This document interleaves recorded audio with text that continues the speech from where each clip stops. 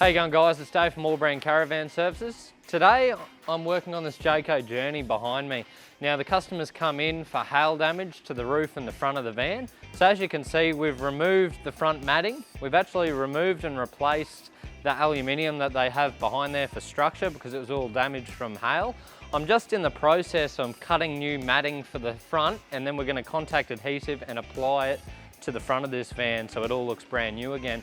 So if you guys have any vinyl matting that's starting to wear due to the weather, or it's got damage below it, give us a call. We'll be able to help you out and get it re-skinned up like I'm doing the one behind us.